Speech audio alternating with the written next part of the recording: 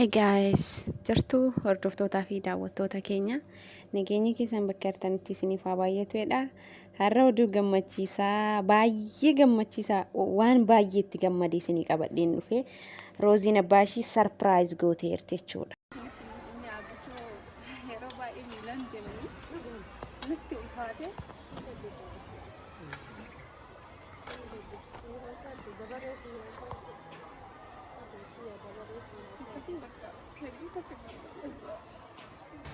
واربين ها أبا دعائين ها أبا أنت هتكي أنت هاتا تنسيهاتا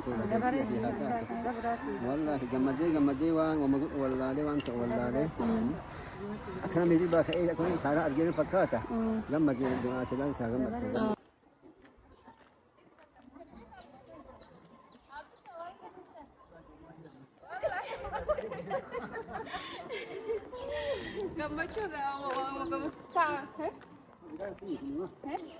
Mau makan ini air tak? Dia mana kerja? Air sudah cinta. Mal sana kerja ni? Air sana mau di mana kerja? Hati sikit si mal gotor. Kau ni kerja ni dah awak tu kerja siapa? Kan sudah. Oh, gambar tu sudah mau ni kata mau mal kasih kan? gambar tu Malah ni malah ya kami ada. gambar tu Betul metin maman. Mal arga aja temu kalbin tu sama mal siap. malah jam Mak arga ni.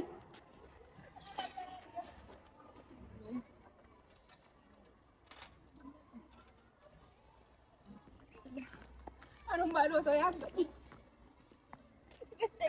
Tapi dah bagus. Apa cara lawan?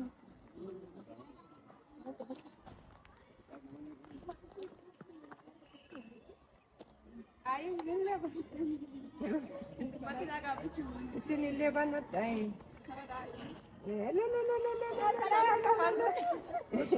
ini jalannya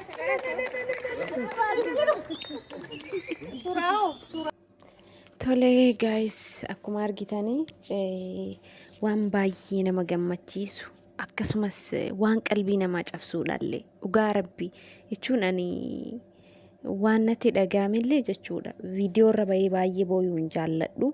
Dhugaa kophaa koo taa'een booyaa ture. Amma viidiyoo irra waan jiruufiyyuu garuu hin boonne. Dhugaa namatti dhagaama, nama gammachiisallee. Namni abbaa isaa gammachiisee jedhe rabbiin hin gammachiisa. Rooziin durumaayyuu hojii badaa wayiitu hin dalagdu. Hojii gaarii hojjetti jechuudha. Kan akka har'aa waan isheen hojjette keessaa na gammachiise tokkollee hin qabu jechuudha. Abbaa namaa jechuun waan hunda namaati. Abbaan namaa kafanaa namaati. Uffata namaati. Abbaan namaa bakkita addunyaan guutuun afaan kee wallaaltetti abbaan kee afaan kee beeka. Badaallee yoo taate, hattuullee yoo taate, maraattuullee yoo taate, kadhattuullee yoo taate, abbaan kee sin jibbu. Qumaaxaallee yoo taate abbaan kee sin jibbu. Sitti kadhata malee yoo rakkatellee sin jibbu jechuudha. Abbaa isaa gammachiisuu jechuun namni tokko waan addaa ilaa akkuma ilaalchi ilma namaatittiyuu nuti iyyuu hammam takka gammanne. Migaayis akka koo namni gammaddan hin jirtanii dhugaa. Hammam takka keessi keenya gammadee abbaan ishii mootuyyuu gaafa sarpiraayiz ta'e waan inni hin beekne wayii qabamee fi fidamee fi ijji isaa hidhamee akkasi kennamuuf maaltu akka itti dhaga'amu laalame dhugaa baay'ee akka inni gammadu keessa koo jira jechuudha. Gammadee of wallaalee akka nama reefirribaa ka'ee natti ta'e akka abjuu natti ta'edha. Yeni abbaatti dhugaa rabbii abbaa koo biyyeetiyya akka gammachuu isaan keessa isaaniitti gammadan san ofii kootii gammadeef akka waan abbaan koo sarpiraayizii ta'e wayiitti gammadeef gammachuu natti dhagaamellee deebi'ee ibsuun wallaale. Dhugaa ደስታዬን መግለጽ አልቻልኩኝም። ቃላት አጠረኝ።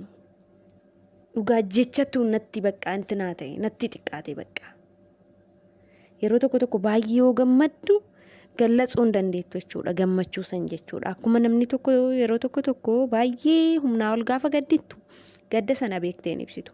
Humnaa olillee gaafa gammaddu beekteen ibsitu jechuudha.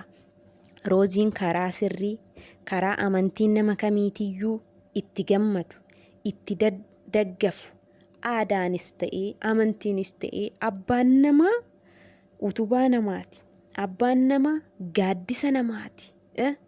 Bakka firri yoo si jibbee, ardaan yoo si jibbee, hiriyyaan yoo si jibbee, bakka aalama duniyaan si jibbetti kayoomiyyuu si jibbuu hin dandeenye abbaa keetii fi haadha kee qofaadha jechuudha. Lafa kanarra jechuudha. Namni kan biraa kamiyyuu si jibba xiqimiidhaaf si barbaada malee jechuudha. Hiriyyaa yeroo baay'ee hiriyyaallee jedhama. Hiriyyaan ukkoo yookiin isu namuma sanaayyuu dabbaree sitti daggafataaf yookiin si wajjin yeroo dabarsuudhaaf waan wayyoo xiqqaatellee yahunee xiqqam fillagaa ነው እንጂ እንደ አባትና እንደ እናት እኔ እንጃ ብቻ dhugaa namni namaaf ta'u hin jira jedhee yaadu. Abbaan kee abbaa keeti, haati kee haadha keeti. Gaafa heerumtee yookiin fuutee dhirsi sun gadis lakkisuu danda'a yookiin ati mootiyyuu niitii san gadi lakkisuu dandeessa. Niitiin yoo deemte yookiin dhirsi yoo deeme kan biraatti heerumte kan biraa fuuta. Haati kee abbaan kee ishima yoomiyyuu kan jijjiiramuu hin dandeenye. Isheen ishima bakka haati haadhuma abbaan abbama jechuudha. Akka waan biroo kan jijjiirrachuu hin dandeenye, kalaga buutee dhiqachuu hin dandeenye. Osoo waan barbaadan qabaatanii, dhibee fedhan qabaatanii, qumaaxaa fedhan qabaatanii, kalaga dhayxee sirraa dhiqamuu hin dandeenye. Abbaa keetii fi haadha kee dhiiga irraa baate, haati kee makaraa meeqa agartee kan si guddiste, garas si baattee ji'a meeqa sagal guutuu si guddisuuf hirriba ishii dhabdee maalitti abbaanis akkasuma. Abbaan tokko yeroo baay'ee kanaa saamu waa'ee haadhaati. Abbaan illee qixuma haadhaati kan inni faaju. Yoo ati bootte, yoo ati yeroo daa'imaa gufattee lafa dhoofte, maaltu keessa isaatti akka dhagamu, onneen isaa akkamitti akka biinxamu. Womaa ani abbaafaat illee adda addummaa qabdi jedhee yaadu. Kanaafiyyuu roozii teenya karaa sirrii dalagde waan baay'ee nama gammachiisu, waan baay'ee das namatti jedhu, waan dargaggeessa baay'ee akka keetii anoo abbaa kootiif maal godhee, anoo haadha kootiif maal godhee jedhu gaafiin akka sammuu keenya keessatti hunduma keenya keessatti iyyuu uumamu nu taasiste. Baay'ee galatoomi gochi ati dalagde. Sarpiraayiziin afaa zariifati goote, sarpiraayizii abbootii keenya hundaa gooteen herregna jechuudha. እኔ በበኩሌ እንደዛ ብዬ ነው የሚቆጥረው። በቃ akka abbaan koo sarpiraayis ta'etu natti dhaga'ame. አላህ ይጨምርልሽ። ደስታሽ ደስታችን ነው። ኡጋ ክፉ አይንካሽ። ጤና ሰላምሽ ይብዛ ከነ ቤተሰብሽ። ኡጋ ረቢ ፈያ ኬስ ያኬኑ ማሎ ዋን ደንሳ ደለግዴ ዋን ጋሪ ደለግዴ ሮዝዬ akka baay'ee gammadeef dubbachuu hin dadhabe, ibsuu hin dadhabe. Bakka jechootuma kamiiniyyuu akka ibsuyyuu hin dhabeeyyuu hammana guutuyyuu rooziin yoomiyyuu yoo waa akka taate hin beekne miskiin naat roozii ምስኪን ነችና ይሄን ያክል ምስኪን እንደሆነች አላቃትም ነበረ። የዋ እንደሆነች አላቃትም። የዋነቷ የታወቀ ነው። ነገር ግን እኔ እንጃ በዚህ ልክ የኔ እናት ሁንዱምቲ ኬኛ ይወካ ኡፍ ያደኑኑ ታሲሲስተ ጀቹዳ kan gootaniif jirtu kana qofaa miti kan ishee dursas sarpiraayiz gootan kan abbaa keessan takkaayu sarpiraayiz gootan hin beekne jiraachuu dandeessu. Kana ilaaltanii mii wama abbaan kee itti dassatu even biyaansi waan biraa yoo dhabdeetiin hin jetti shittoo bitiif, qalamii areedaa bitiif, filaa areedaa biti waan biraa yoo dhabde jechuudha. Ati koo abbaa kee gammachiisuuf yookiin sarpiraayizii gochuuf giddeetaa ganzaba guddaas hin barbaachisu. Filama areeda isaa ittiin filatu yoo bitte kunuu sarpiraayiziidha. Uffatuma abbaa keetii yoo miiccite kunuu sarpiraayiziidha. Bareechistee uffata abbaa keetii yoo dhiqxe akka xuruun abbaa kee irraan buune yoo gooteetiin hin jette kunuu sarpiraayiziidha. Giddeetaa ganzaba qabaachuu miti ka abbaa ofii sarpiraayizii ittiin godhan. Waan saamunaan bittee fi miiccituuf yoo dhabde jecha gaarii kalaama gaarii itti deebisi. Abbaa koo si jaaladha jedhiin, haadha koo si jaaladha jedhiin, waan qalbii isaanii gammachiisu jedhiin. Kana yoo jedhu ani isinirra beekee miti kan kana haasaaru. Gocha rooziin dalagdeetu baay'ee atiraakti na godhee qalbii koo na fuudhee na gammachiisellee qalbii koo illee na cabsellee wal makaanatti ta'e gammachuun irraa jechuudha. dhugaa rabbii ni abbaan waan lafti reef ol bari aartu natti fakkaate jedhe baqa gammachuu wal keessa hin jira miti yeroo tokko makaa fardummaan akka inni itti bareedu argitanii meeshaa itti sirreessiti farda bareedaa yoo badhee ilaaltu fardi kaameraa keessa hamma na bareedu osoo qaamaan bira geette hammam akka bareedu laalime gammatuun nama hin dhibu. Demmoo abbaan ishiitu nama akkamii nama bareedaa nama imnatii qabu laal nama amantii musliimaa keessa abbootii amantaa uffannammaan isaanii amaamammaan isaanii haati isaanii dammootiyyuu niqaaba uffattee babbareeddee akkasii yeroo deemtu maaltu akkasitti dhagahamu laalime. Kanaaf daroo isaaniiyyuu miskiina taate beetasaba ishiittu miskiina beetasaba ishiittu nama gaariidha. Namni koo ilmoon abbatti baati haadhatti baate abbaa haati gaarii yoo taate ilmeen gaarii taate abbaa haati nama badaa yoo taate badaa taate jechuudha. Garuu abbootiin keenya kun haawwatiin keenya kun osoo hattuullee kataanuuti osoo kadhattullee kataanuuti osoo bashitanyaallee kataanuuti kan sin xayyafne abbaa keetii fi haadha keeti jechuudha. Abbootiin keenya koo makaraa meeqaan akka nu guddisan hundumti keenya iyyuu beekna. Namni osoo hin ifaajin osoo garassi baateen cinqamin jireenyi isaa algaa baalgaa ta'ee fi nama nu argateetiin nu guddise tokkollee hin jiru jechuudha.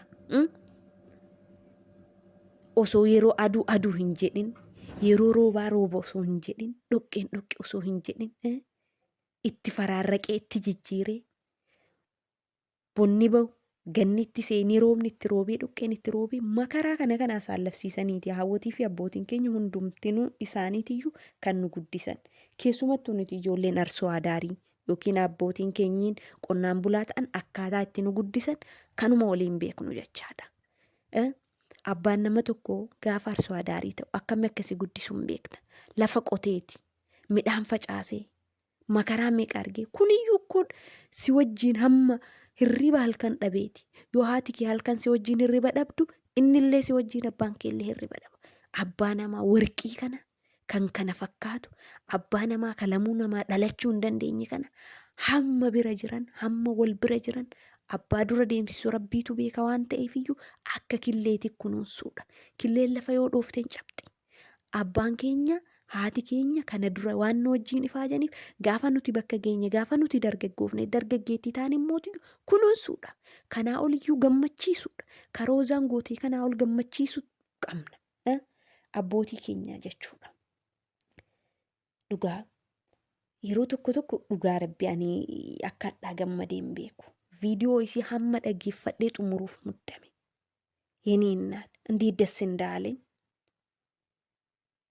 እኔ ራሴ ሰርፕራይዝ ሆንኩኝ። ዱጋ ረቢ አኑማንዩ ሰርፕራይዝ ይታይ እንደነገጥ እንገመደ በቃ ገመቹ ወልኬሰ መካናሱም ጅረምቲ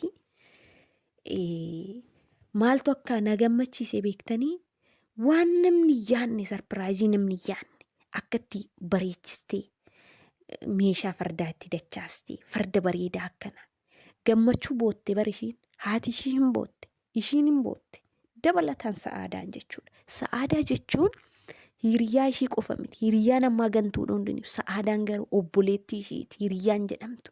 Hiriyaadhaa oli sa'aadaan. Gaafa abbaa ishii sarpiraayizii godhan bira dhaabbatti. Gaafa ishee dhukkube bira dhaabatti. Gaafa isheen gammaddu bira dhaabatti. Gaafa isheen gadditu bira dhaabatti. Sa'aadaa jechuun sa'aadaa dhugaa jiru dubbachuuf ani jecha ittiin si ibsuun qabu. Ati hiriyaa waan jedhamtu miti. Obboleettii ishiiti. Okay. እና kanaaf waan jedhee ittiin ibsuun qabu namaatu na yaamaa jira sanaa fi qirtaa sagalee kootiif baay'ee gammadee baay'ee nu gammachiistee baay'ee das nu gootee haaluma kanaan itti fufii Rooziyyee baay'ee si jaalannaa baay'ee si kabajnaa waan gaarii dalaydee fakkeenya gaarii dalaydee nu hunda keenyaaf fakkeenya nu taate nu kakaastee siin jennaa galatooma hordoftoota koo.